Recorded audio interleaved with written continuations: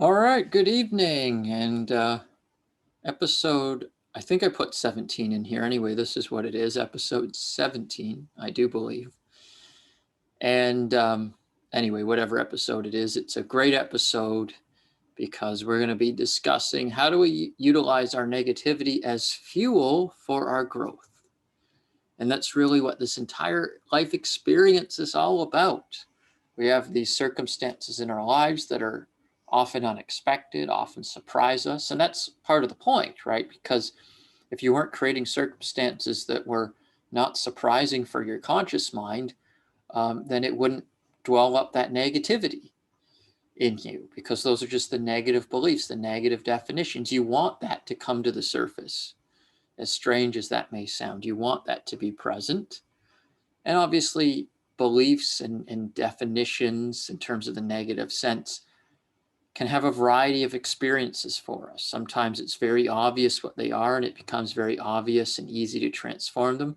And in other cases, they can be quite complex and have many components that need observation and dissection and disassembly. So there's no specific approach to this. There's no formula that if you simply go to it all the time, it's guaranteed to disassemble the negative belief instantly, because there's different tools that you're presented with at the right time in order to address the circumstances of negativity that you may be perceiving. And the key word to emphasize is perceiving, because the circumstances aren't inherently negative, even if they were created with a malevolent intent, a negative intent. They're still neutral. It's a neutral prop. It's here for your utilization for growth and prosperity. And if you think of every time a negative belief comes up, this is an opportunity for you to appreciate it and transform it in light and allow yourself to become more prosperous internally. And if you do this enough, the material world begins to reflect that. So some people are in a really deep, dark space. They've got a lot of negativity going on. If they transform enough of that into positivity, it manifests as some form of material support. But that's not really the point, because that's generally a rule. But what is also part of this formula of growth is that it'll be whatever it needs to be for you. So you're not transforming darkness into light in order to have a more lavish lifestyle. That may be a part of your experience, and often is the case in terms of we're living in the Western world. So as you let go of inhibiting ideas about your life, you access greater opportunities in business, and therefore you can flourish. But there's no timeline on that. There's no insistence on that. It'll evolve and become your reality as it needs to, in the perfect way at the perfect time. So you're doing it. Why? To amplify your state of being, to liberate yourself, to consciously feel freedom and know that you're always supported. And that level of support will come through different forms of abundance, including money, material resources, imagination, communication, relationships, things of that nature. So, how do you transform something negative into something positive, allowing it to serve a positive purpose? The foundation is to know that you're always supported. If you know that it is here to support you and help you grow, then you know that you're just looking to see how that puzzle piece fits into the picture. Right? If you don't have that core definition going on, and you think that you could be a victim some way, somehow, of a circumstance that you've created, whether you recognize that it's your creation or not, that might even be a focal point to trace back to initially, to understanding you created the whole thing. This is your movie. You're not a victim. You're not some little blip on the scope of the universe that no one cares about and just abuses. And yet, you're a hapless victim born to suffer. That's what the ego may want you to believe. The ego is an interesting thing, right? Because it has every extreme of perception. It has the idea that you're a helpless victim on one end, and then on the other end, it's like you're the center of the universe from an arrogant standpoint, and the world revolves around you, and everyone should bow down to who I am. So and it plays both those roles through everyone's life in different ways. So just pay attention to when you're in one or the other, a helpless victim, or everyone should bow down to my viewpoints, right? It'll go between both extremes because that's what the ego is. It's just cognitive dissonance. It's removed from reality. Reality is just this balance point where everything's good. And you're just drawn to be the person you need to be in every moment. And obviously, the more you elevate yourself into a leadership capability, then that becomes your new role in your life as you proceed in the chapters of your evolution, right? But when you're starting on the path, or you're dealing with a heavy duty thing like losing a loved one, losing a friend, a family member, whether it's a natural loss, and by the way, every loss is natural because it's part of the circle of life and it's playing out exactly as it needs to, but sometimes it seems unnatural. The idea of suicide or illness seems unnatural, even though it's perfectly natural and part of the circle of life. And I'm not inviting your hate mail when I say that. It's simply my viewpoint. And if you're this far into the training module at this point, this far into the episode, you're probably resonating with what I'm saying. And sometimes it's hard to hear that, right? Like everything that happens is meant to happen, right? That's sometimes a challenge to really perceive because some people are very embedded into a victim mentality, but that's not you. And you can understand and appreciate people that may view the world that way, but that doesn't have to be your view. And those people don't have to affect you or influence you in any way, shape, or form. So when you just allow these circumstances to serve you and say, okay, why is this a good thing? Why do I know I'm on the right track? Why do I know that this is exactly what I need for my growth right now? And when you start reframing it from that perspective, looking at it from different angles, rather than giving away your power to it and suggesting that it's somehow a burden holding you down or holding you back, then you recognize that you're always in charge because you're the boss, you're the director, you're the producer, you're the playwright of your reality. So why is this a necessity for you at this time? And think about, why do you want to change it anyway? Was it codependence? Were you depending on someone else for your success and now they're no longer here and now again you feel helpless, alone? Well, that's an opportunity to grow up and mature and become the person who you're truly meant to be and become the leader that the world needs. Often the idea of grief and death and dying, it's not because that person's not here anymore, it's they left me. Now I feel like I'm at a loss. It's got nothing to do with the person that's gone. In fact, they're in most cases just fine. And ultimately they'll always be just fine. So consider that everything is happening for you. Everything is happening through you. Everything is here to serve you in a positive way. If that's your core definition, then transcending the negativity becomes relatively straightforward and simple, and eventually very easy. And there are definitely beliefs that many of us have to deal with that are more intricate, more tied into several layers, embodied in the cells and the DNA that you inherited before you were born. And that's correct. You're not born with a blank slate, despite what some of these teachers say.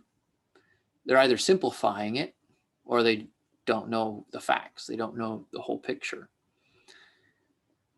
And you, watching this, are obviously a truth seeker, a spiritual seeker who want to know the whole picture. So yes, when you're conceived, the DNA that you receive from your parents, you are taking on some of their themes, not all of their themes, but the ones that are relevant for you. And so the reason why you've viewed the world in a particular fashion for so long is because you were born that way. You were born into that fishbowl. And then, of course, that was reinforced through the beliefs of your parents, through the communication of your parents. But there's always the opportunity to re-engineer yourself, but there's no rush. And sometimes people have this belief that they just want to get the reprogramming over and done with, and then they can get on with their life. And the fact is, your life is not so much about the reprogramming anyway. It's about the deprogramming, the unlearning, to realize that you've always been perfect. And there's absolutely no rush to do that, because that is your life. That's what you're doing forever. For this whole human life and beyond. You're always letting go of layers and allowing your vibration and frequency to elevate. You're always doing that. So there's no point where like you get to a certain level and you're like, okay, now I can get on with my life. That's not how it works. That's a belief. If you have that feeling, or have had it in the past, that's a belief. And you can let it go. How do you let it go? You look at it. You realize, hey, it's not serving me. Maybe it served you for some reason in the past. Unknown, unconsciously was supporting you for whatever reason. But now you're conscious of it and realizing, hey, it's not what I need anymore. And there does become a point where you decide what you need. Maybe not in every aspect, because life was actually giving you exactly what you need. But you gain an awareness, you gain a level of authority and leadership in your own life where you can clearly see what's serving you and what's not. Whatever's relevant for you to have that awareness about. And then you decide, hey, I don't need this in my life anymore. I'm letting it go. It's not for anyone else to decide. Right? Going with the flow, when you talk about going with the flow, sometimes that means perpetuating a victim mentality if you're allowing yourself to acquiesce to other people's intentions. Decide, does it really work for you? And have that self-respect and set those boundaries for yourself. Those rules and boundaries and limitations for how you allow other people to interact with you. Some people want to talk and talk and talk and talk, and as you become a leader and building your team, for those of you in the community here that we're co-creating, there's going to be some people that want to talk your ear off and take your time, and you're going to have to say, hey, I got to go. Appreciate you sharing that. And, there's obviously some things you're working on here that you need some assistance with. That's why we have all these classes that we do. Quantum Goal Activation class on Wednesdays, Phoenix Rising Masterclass on Sundays, many other classes from many other extraordinary teachers through the week. So don't allow people to take your time. Don't allow people to drain you. They're not doing it. You're doing it to yourself. So when you empower yourself to take responsibility for what you're creating, and at that conscious level, that's very practical, what I just shared with you. You just say no. Now you're taking charge. And now people will respect you differently. Now you need to be consistent with that too. You can't have authority sometimes and then acquiesce to people's will other times. You always have to be in charge. But it's also a learning process. And there's no rush to get there. It happens exactly as it needs to happen. When you live life in this fashion and realize there's no urgency, there's no rush, there's no pressure, and there's no resistance, that's when things truly flow. And I'll tell you, the most magnificent things that have happened in my life simply happened. I just had to say yes and accept them and allow them, and then work with them and nurture them. But I've never had to chase anything that's amounted to success. I've never had to chase a thing. And if you've had to chase something, think about the beliefs you've had. And have you ever chased something that's actually worked out for you in your favor? And you may have to define what chasing means, because persistence is different than chasing something. Right? Persistence sometimes is required. In fact, persistence is always required in some degree, in some way, shape, or form. But the chasing it, the seeking it, has that ever really worked for you? If you're watching a television program that doesn't resonate, and maybe it's good information, but it just doesn't resonate with you and you don't like it, or maybe it's making you feel weird, and you're like, hey, I don't like how this is digesting into my system as I watch it. You have the remote to just change the channel and do something else. And that's a simple process. Life is that simple in a sense, because you're just going to match a different frequency. But how you change the channel is generally through communication with people, setting those boundaries, expressing yourself. And sometimes you're alerted that, hey, there's a boundary being crossed, but you may not have that communication right away. And there's no need to cause a conflict and have an angry response. There's no need. And sometimes that's a process you need to go through of understanding. And you come into the place of acceptance and knowing that you'll have what you need in the moment to say what you need to say to move on and allow that seemingly draining experience or negative experience transform into a positive one. Then you express that and then you get on with things.